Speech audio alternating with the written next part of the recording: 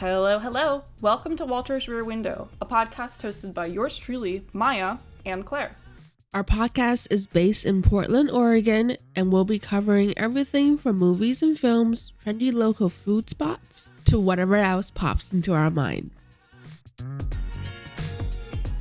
Welcome back to another episode of Walter's Rear Window. Today we have a special guest with us, and that is actually my dearly beloved partner, Wyatt. Wyatt is joining us to talk about Wonderwood, a totally awesome mini golf site in St. John's that he has been involved with and been to a couple of times, and he's going to tell us why it's a totally awesome spot to go during the Christmas season and like a totally awesome Portland activity. And Claire, of course, recently was meant to go, we were all meant to go to Wonderwood. Claire, do you want to talk about your, because I don't want to bring it up if you're not into it. I got into that accident, everybody. I didn't want, I don't want to out you and be like, she was in an accident, but that's what happened. Yeah. So our plan got a little bit turned sideways, and what ended up happening was Claire and I, for Walter's Rear Window, were going to go ice skating and mini golfing. Claire ended up getting into an accident and obviously was out of commission. Ice skating was out of the question. Anything physical was a no-go. So Wyatt and I ended up going, and I did attempt to go to Wonderwood, but I did not make a reservation. So when we arrived on Sunday afternoon, the perfect time to go mini golfing, there was, of course, a 2-hour and 45-minute wait. So we didn't actually get to go in. But Wyatt, I'm going to give you a second to kind of like introduce yourself. Again, Wyatt's my partner of 9 years. He's my fiancé. We have been together for a really long time. I've known him since I was a child. And yeah, tell us about yourself, Wyatt. That sounds creepy, Maya. No, you know him since he was a child. School. Since he was a child. Yeah, tell us about yourself.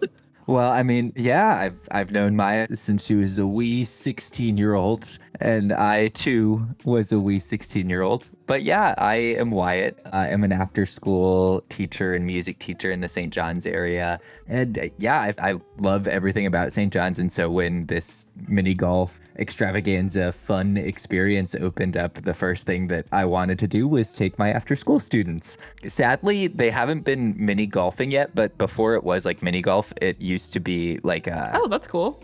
Changing art exhibit. So I knew it before when it was. Oh my God, I didn't know this was the same the Rat space. King That's really interesting. by Mike Bennett. Yeah, the artist is really cool. I mean, he's a Portland artist named Mike Bennett, but he is like, you'll see his signs everywhere around Portland, everywhere around the Pacific Northwest. But even when we were living in Los Angeles, I would see those signs. He makes like the classic cartoony looking snails and turtles that are holding up slow signs that you see in neighborhoods.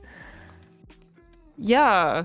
I remember seeing those in California, and I remember when we moved here and I was like, oh my gosh, so they're from Portland. That's so funny. It's crazy that they made it into, we lived in Venice, California, and we were seeing these around.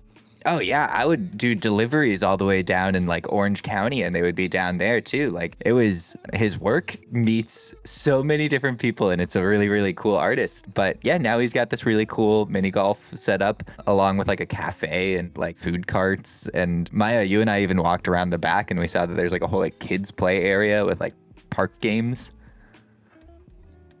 It was super cute. Yeah, like, so the inside is much smaller than I was expecting it to be. I've actually, I didn't know what to expect because I had only ever seen pictures on, Yelp and stuff like that. And it was a lot smaller than I thought it was going to be. But the outside of it was much more decked out than I expected it to be as well. So, it's kind of clear that they know that the interior space is small and they kind of know that there's going to be a wait. So they have set it up so that you have a pleasant place to hang out while you wait, which is really cool. Because, they had, not only did they have, food inside, but they had food trucks and food stands and an outside play area outside, all art made by the artist who was creating this stuff. So that was really cool. It was a very interesting spot. It's located where, in the heart of St. John's, which, as Wyatt mentioned, is one of his favorite areas of Portland. He works in St. John's. Do you want to talk a little bit about PT&E and the program that you're a part of? Yeah, my after-school program is awesome. It's a nonprofit called Portland Tennis and Education. We are right next to Wonderwood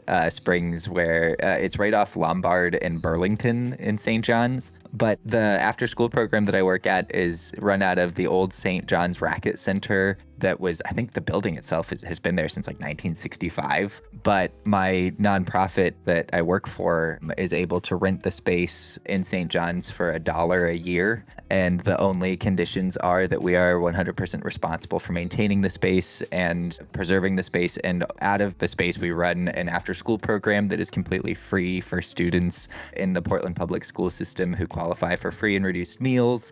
We do academics, we do sports, primarily tennis, but we're also And you also introducing have a really pickleball killer and music badminton and other program. racket sports to the mix. I was able to start a music program at this after-school program where we bring all the kids in, and some of these kids have never touched an instrument before in their lives, but we do group lessons where by the end of a 9-week term, some of those kids who have never even touched an instrument or thought about playing an instrument are now playing a full-length song in a band with their friends. But it's a really, Portland Tennis and Education is a really cool special after-school program in the really awesome St. John's neighborhood. We are lucky enough to partner with Mike Bennett at Wonderwood, where if you go outside of his mini golf section area, you'll see this big bucket full of tennis balls. No, Portland that were Tennis and proudly Education is donated by totally our awesome. It's organization. another total gem in St. John's. It's really close by to Wonderwood. And yeah, I actually think I took a picture of the bin that said like proudly supported by Portland Tennis and Education. It was really cute. It's such a cool project. I think Portland's really unique for that reason. It has like so many opportunities for people who are artists to kind of like make something like this happen. Like I love that this is just like a guy who decided that this is what he was going to do and then he made it happen. I think that's so cool. Oh my gosh, yeah, and the actual mini golf, like you said, it's a really small building, but somehow fit 9 I mini know, golf right? holes That's so inside the impressive. building. And it's all right. And it's all like they're really, really unique holes, like that require different techniques for each one. Like your straightforward one to start off the bat, that's just like you got to maneuver around an obstacle. But then he has like full blown ramps That's and cool. like jumps that you have to make the ball do. Like there's swirls and there's all these like cool contraptions. And it's all decorated with his art in this like medieval fantasy style, like cartoon land. You walk in and it feels very old school Disneyland-esque, but with a lot more I love that. unique No, character I think that to that's it. something that Portland specifically does really, really well is like off-brand amusement. I think one of like the really excellent spots in Portland that I really want to go to, Claire, we should put this on our list, is the Enchanted Forest, which is like pretty much much the same idea to a much larger scale, which was just some dude who was like, I'm gonna make an amusement park. And then he built all these weird like cement sculptures and like just created this amusement park in the middle of the forest, and they're all like public domain fairy tales. So like it's nothing like, it's off-brand essentially, generic fairy tales, and it's totally awesome. Like I'm really bummed I didn't get to see the inside of Wonderwood because I have seen photos of it and it looks awesome. Like it looks so cool, and I really love the heart that goes into like making something like that. Think about, you have to create literally every single thing, every single obstacle, then make it look nice, then make it work, then make it possible for children to be involved. Like that's so cool. Like my cautionary tale, the one thing that I will say to you is that if you do want to do this, your best bet is to go on a weekday, because again, they can only let 2 parties in at a time. So you have to basically wait for them to do their entire mini golfing course before you can enter the building. So definitely it's a hot commodity experience for sure. Like, cause we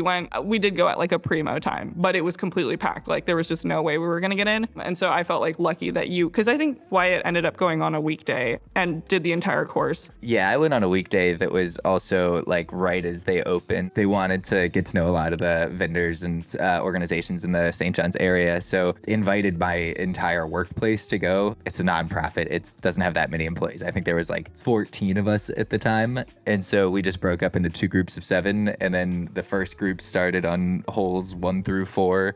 And then the last group was on holes 5 through 9. And then we finished those and then we just flip-flopped. But that's like, it's a really nice way to break it up too, because they're like 2 separate like big rooms. I feel like you gotta go because it feels like so magical and carnival-like in there. And there's also, he hid like a bunch of enchanted bugs around the golf course. So if you do go, show up on a weekday, or if you're like itching to go on a weekend, like show up right at 9 a.m. when they open, and then keep an eye out for like bugs around the place, because if you find them all, you get a prize at the end too if you tell the person that works the front desk.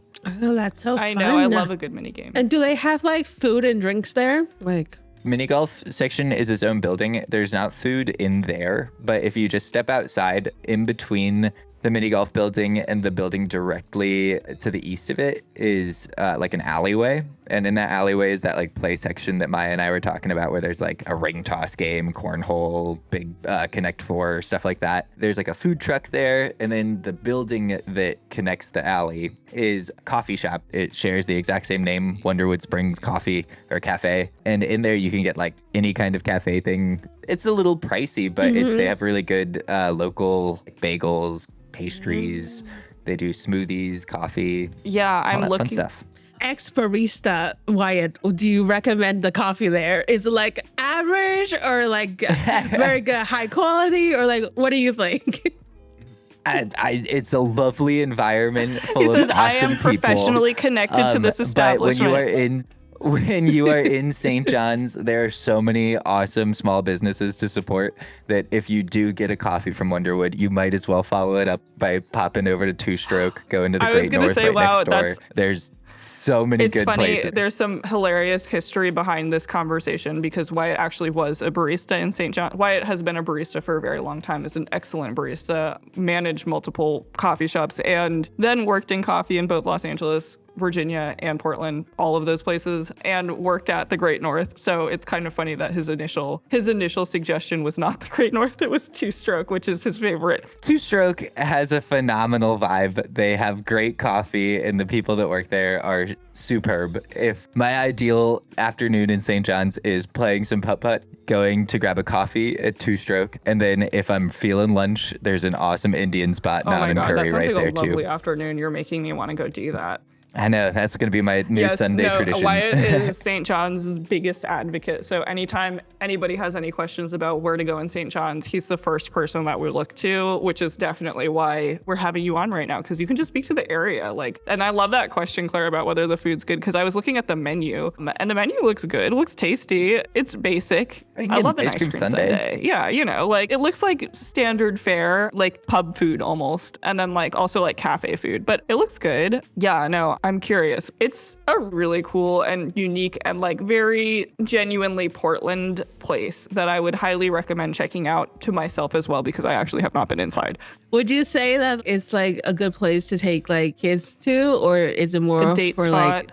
a date spot? I would primarily say it is a kid's spot. It's I work with kids, and so it's whenever I approach places like that and I see places that are primarily drawn towards kids or a date spot, I wouldn't necessarily go with Maya there as a date night out, just because it would be interrupted by a lot of screaming children. But it's a phenomenal place to take kids. When we were even there was two groups interacting where there was their families didn't know each other, but their kids were playing along like they had been best friends in that back play area. And so it's an awesome community building section. But if you do go without kids, I would definitely go in one of those quieter weekday spots if you're trying to avoid That's a good that kind point. of noise. I feel like it is I don't know, I wouldn't call it a date spot. They definitely have fun. I mean, you and I are specific though, Wyatt. We are very I like a good sit down spot and hanging out and just luxuriating over food. So this is not that, but it's totally a fun, I would almost do it in the morning, but I'm also a morning person, so I do everything in the morning. Exactly. Make my morning. Yeah, but it seems like a fun little maybe post brunch activity with friends, or just something to do. And because there's so much in St. John's, you can just bounce around, and if you're going on a weekend, there are other places there you can go kill time. You can go play a round of pickleball at PT&E if you wanted. Exactly. Yeah, no, there's so many fun. It's also, there's Slim's right next door, which is just a nice little dive bar place that has a good scumbag brunch. I don't know. There's so many spots in St. John's.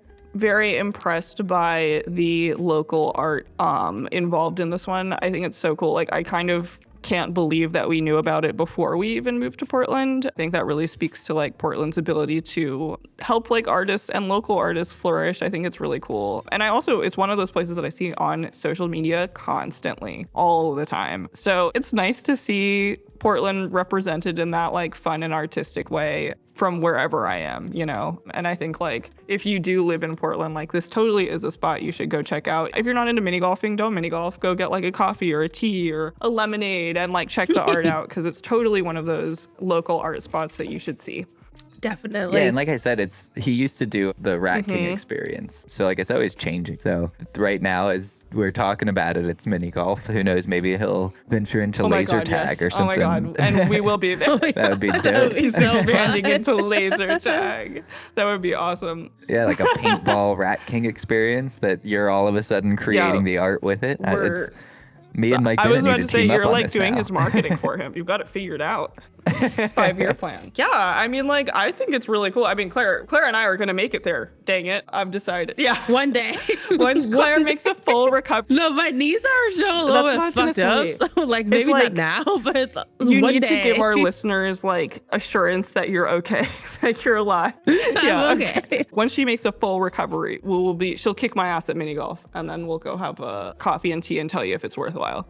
We are not professionally affiliated with the with the business. So. No.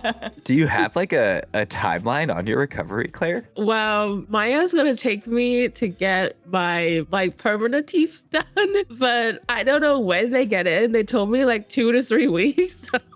They have to like order them? So I have temporary teeth now, and I did kind of a stupid thing. Wait, where, time out. I mean, honestly, Wait, I was. hold on, Claire. You have to back up and give them the context now. You just have to tell them, give them a brief rundown.